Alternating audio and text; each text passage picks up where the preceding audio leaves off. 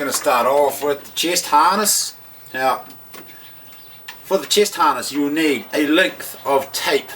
This tape is very thin, but it is climbing rated. It's rated to hold over 1000 kg, so it's more than enough for the job.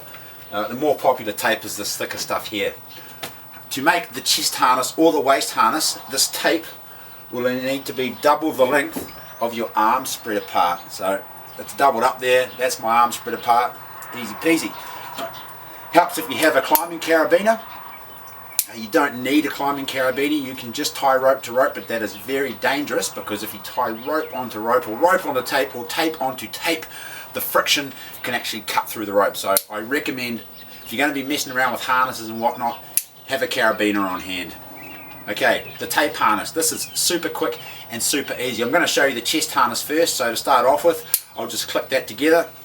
Chest harness is super easy. You just step over the tape, so this tape goes all around you just like that, and then you put a twist on one side, put your hand through that twist on the other side, put the other hand through that twist, so I've got a twist over each arm going all the way around me, and then just grab that, pull that side over your shoulder, grab this side, pull that side over that shoulder, and then you can carabiner them all together in the middle, just like that, and now you have a chest harness. This is really good for lowering people down a cliff or back up a cliff, or you can click it on the back too and lower someone down face first. Now this is a great harness to use in conjunction with the waist harness to make a foolproof harness system. So I'm going to show you the waist harness now.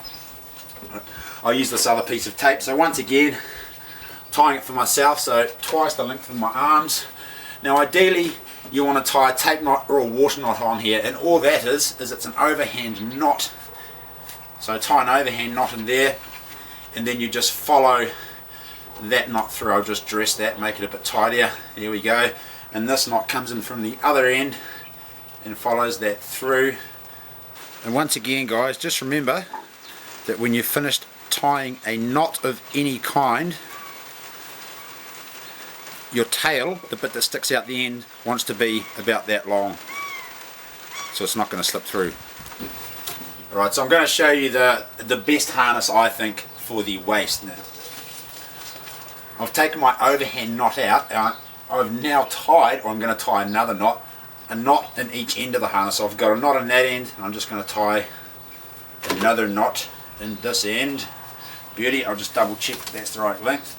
Yep, primo. Okay, this is fairly easy to do. I'm just going to show you standing up, and then I might have to get another angle. So you drop that loop behind you, so there's a loop hanging in between your legs. Can you see that? Oh, not sure if the camera goes all the way down to my nads. So that loop comes in between your legs. Reach up, grab that loop. Now with this one side, you're going to feed it through that loop, hold it in your teeth, feed that through the other loop, and then I've got that around my waist. I'm going to wrap that all the way around and come back to the front, and then I'm going to join them all together in the middle there. So these two loops and that loop around my waist click into this carabiner. There we go.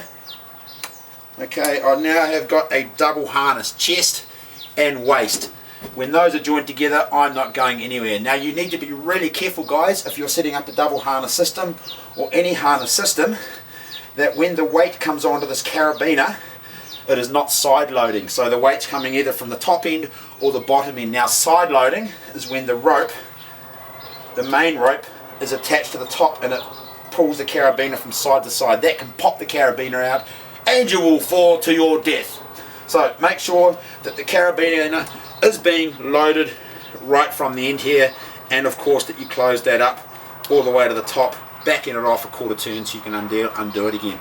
So there you go, chest and waist harness. Now you can undo that carabiner and use this waist harness just as a waist harness without the chest involved. I'm just going to unclip myself out of here. Okay, so that waist harness can be used, lost the other end of the loop, where it is, there it is, alright, right there, and you can just click that in there and click the carabiner through. Boom, that's bomb proof. This waist harness is really good if you're moving around and doing stuff. There is a quicker and easier waist harness you can use. It's not quite as good because it can slide up and down, and that one's pretty easy. All you do is you just loop it behind your back, or you make a solid loop for this one, so we'll just join those together. Actually, we won't join those together, we'll put that back behind me. And this loop's pretty easy. You just pull the loop all the way behind you like that, join it at the front, reach between your legs and pull that loop up there, and then you join all these loose bits together with the carabiner. So that's a quicker and easier waist harness, but the disadvantage is if you let that go with your other hand and walk around, it's going to slip down and eventually slide off your bum. So I definitely recommend the first method for a waist harness.